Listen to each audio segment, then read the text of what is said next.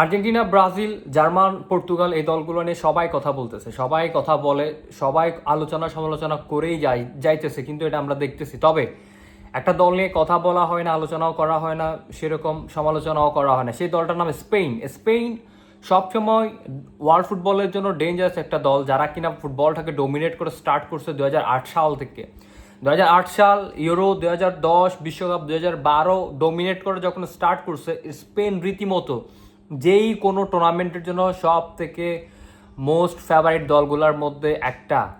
আপনি দেখেন স্পেন হচ্ছে লা লিগার মানে সবগুলা প্লেয়ারকে একত্রে করে এমনভাবে টিম বানায় যাতে করে হয়তো বা এটা মনে হয় যে লা লিগার যে কোনো একটা দল হয়তো বার্সেলোনা, রিয়াল মাদ্রিদ খেলতে চলে আসছে আপনার বিশ্ব মঞ্চের মধ্যে।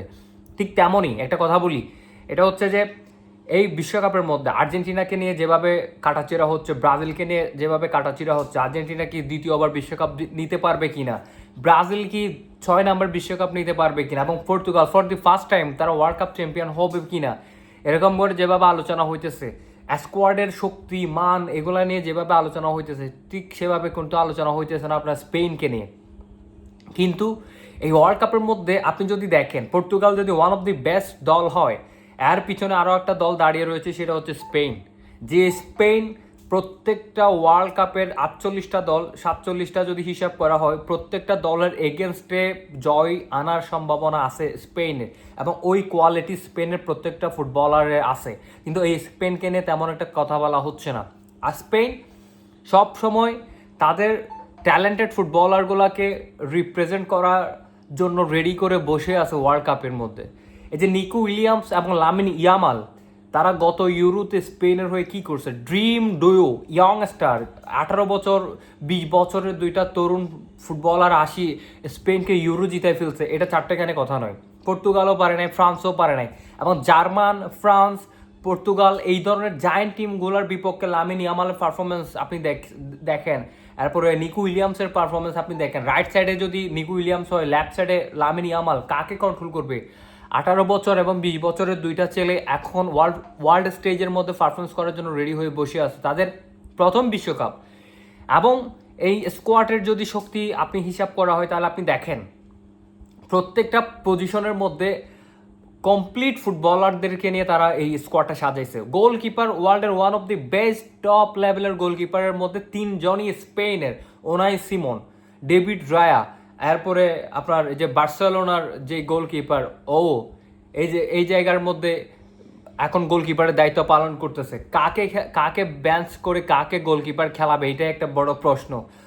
এরপরে আপনার দেখেন এই যে ডিফেন্স লাইনের মধ্যে লাপুর্তা, এরপরে আপনার এই যে এরিক গার্সিয়া, তারপরে লরেন্থে, এরপরে কুকুরেয়া, ওরা ব্যাকলাইনের মধ্যে আছে। আপনি এই ব্যাকলাইনটাকে তো সেফ ব্যাকলাইন আপনাকে মানতে হবে নাকি? এরপরে মিডফিল্ডার লাইনের মধ্যে আপনি দেখেন, মিডফিল্ডারের মধ্যে আপনার এই যে রোদ্রি, ফাবিয়ান রুইস, ড্যানি আলমো, পাদ্রি, গাবি, ওরা মাঠের প্রাণ ভোমরা। ওদের মাঠটাকে কন্ট্রোল করার যদি কোনো একটা ক্লাস করাইতে বলা হয়, তাহলে স্পেনের মিডফিল্ডারগুলোকে নিয়ে আপনি ক্লাসরুমের মধ্যে ছেড়ে দিলে হয়ে যাবে। যদি পর্তুগাল ব্যালেন্স মিডফিল্ডার হয়, এর থেকে ব্যাটার ব্যালেন্স মিডফিল্ডার টিম হইতেছে স্পেন।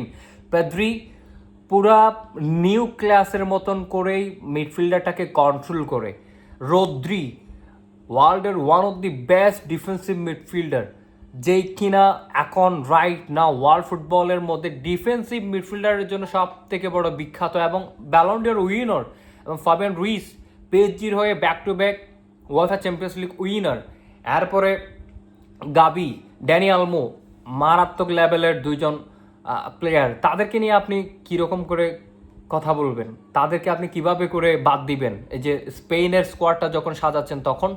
এরপরে অ্যাটাকিং লাইনের মধ্যে যাই, ফারান তোরেস, আলেজাবেল নাকি কি জানি একটা নাম ও আছে, এরপরে লামিন ইয়ামাল, তারপরে পিনো, নিকো উইলিয়ামস। এই ফুটবলারগুলো যে অ্যাটাকিং লাইনে যখন খেলবে, এগুলো তো 18 বছরের 20 বছরের ছেলে, এগুলো তো চাইবে না প্রতিপক্ষ কে, ওদের তো প্রেশার কাজ করবে না। আর ওরা তরুণ ট্যালেন্ট, ওদের সব সময় উত্তেজনা কাজ করবে যে গোল করার, এবং স্পিড, ট্যালেন্ট, এগুলো যত কোয়ালিটি আছে সবগুলো শো করার জন্য ওয়ার্ল্ড ফুটবলের মধ্যে এই দলের স্কোয়াড ডেপথ আমার মনে হয় এই বিশ্বকাপের মধ্যে মানে স্পেন যদি বেস্ট পারফরমেন্সটা করতে পারে তাহলে এখানে স্পেনকে ধরার মতন কোনো দল নাই। আমি রীতিমতো চ্যালেঞ্জ ছুটে দিবে আর্জেন্টিনা, ব্রাজিল, পর্তুগাল এই দলগুলোর বিপক্ষে।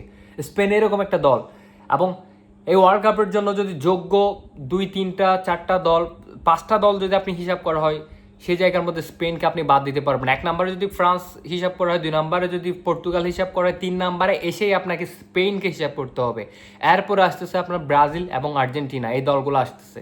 তাহলে আপনি এই ওয়ার্ল্ড কাপের মধ্যে স্পেনকে নিয়ে যখন কথা বলবেন, স্পেনকে কোনোভাবে আপনি ছোট করে দেখতে পারবেন না। স্পেন তাদের লেভেলটা, ফুটবলের লেভেলটাকে ওভাবে করেই আপার লেভেলে নিয়ে গেছে ডে বাই ডে।